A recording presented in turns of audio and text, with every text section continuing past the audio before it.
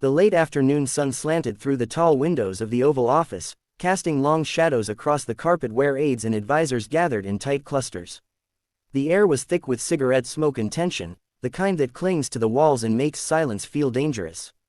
Lyndon B. Johnson, 36th President of the United States, sat at the great resolute desk, his massive frame filling the chair like a man too big for the room.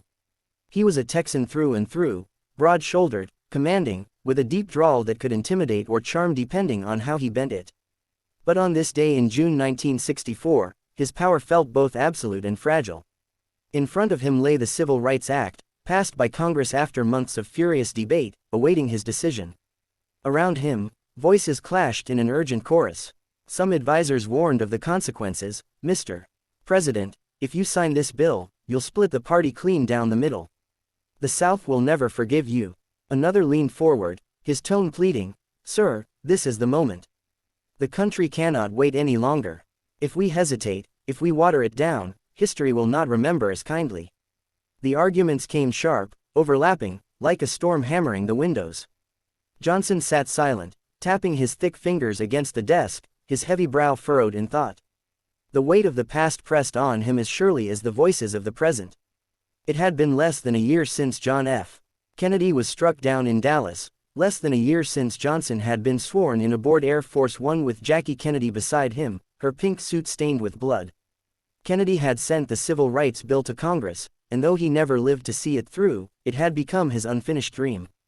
Johnson knew that to abandon it now would be to betray not only Kennedy's memory but millions of Black Americans whose hopes had been pinned to this legislation.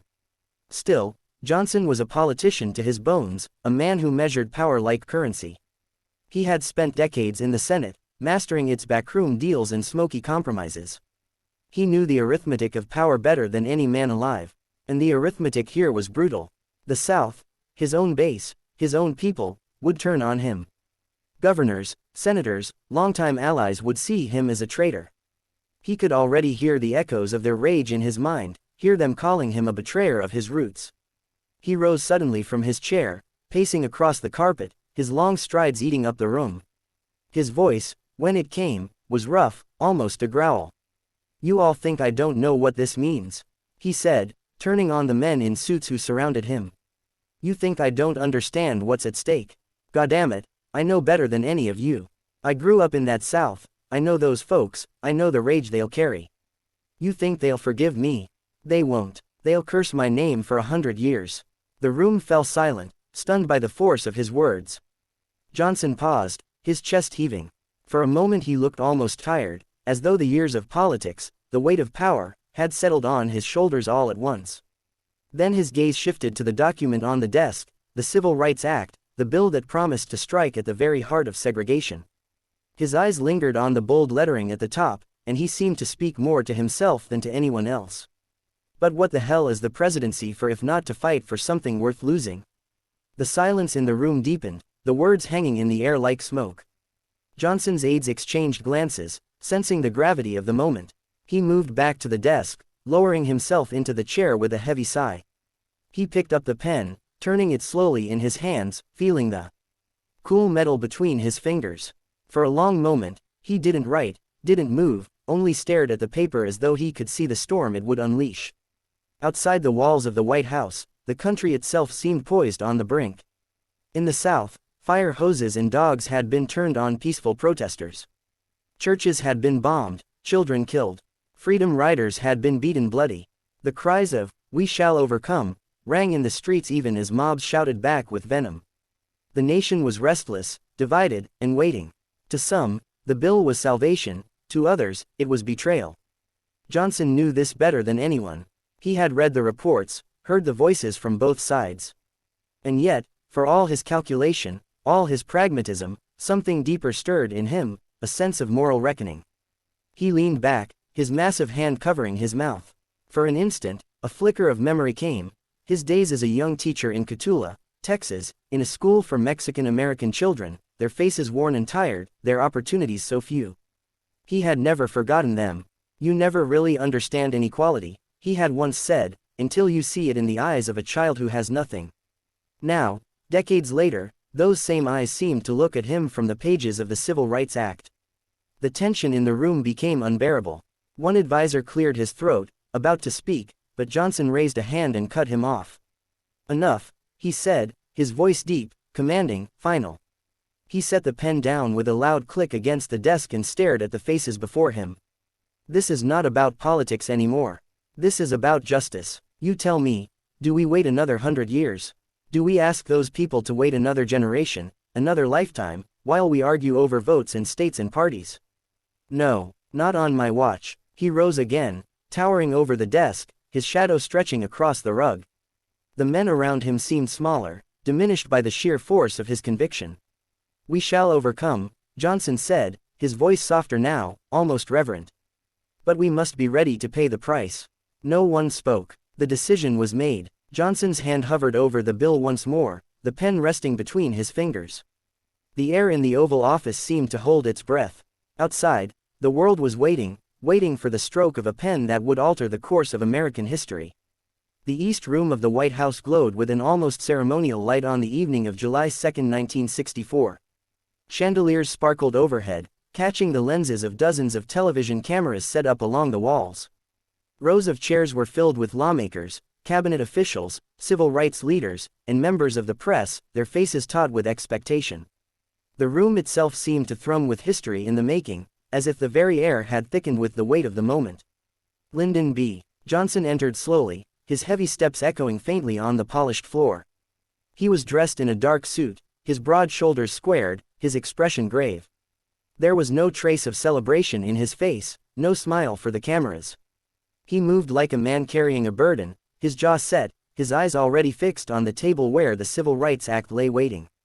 The guests rose as he entered, a wave of motion and applause rolling through the room, but Johnson gave only the slightest nod before taking his place. Among the crowd sat Drive. Martin Luther King Jr., quietly observant, his hands folded in his lap. He had fought and bled for this moment, leading marches through hostile towns, enduring arrests and death threats, watching friends and strangers beaten and killed in the struggle for equality. Yet now, seated in the grandeur of the White House, he seemed calm, his gaze steady on Johnson. For King, this was not the end of the struggle but a milestone, a sign that the long arc of justice was bending, however slowly, toward hope. As the room settled into silence, Johnson stood before the microphones, his towering frame commanding attention. His voice, slow and deliberate, carried the cadence of the South, but now tinged with solemnity. "We believe," he began, "that all men are created equal. Yet many are denied equal treatment. Too many have been denied for too long." The words rolled through the chamber, echoing in the ears of those gathered. His sentences were plain, without flourish, but they carried the weight of truth. He glanced down at the thick stack of papers on the table, the Civil Rights Act of 1964. It was more than legislation, it was a declaration, a promise written into law that discrimination in public accommodations, in employment, in education, would no longer be tolerated. For some in the room, it was a long overdue fulfillment of the nation's founding creed. For others watching from afar, especially in the South, it was a wound to tradition, a threat to their way of life. Johnson's hand hovered over the pen, his fingers curling around it with deliberate care. Reporters leaned forward, their cameras clicking, ready to capture the instant. The silence stretched, a moment suspended in time, as if the nation itself was holding its breath. Then, with steady strokes, Johnson pressed ink to paper. He signed slowly, deliberately, his movements measured, each letter formed with finality. Flashbulbs exploded, flooding the room with bursts of white light that seared the eyes but illuminated history.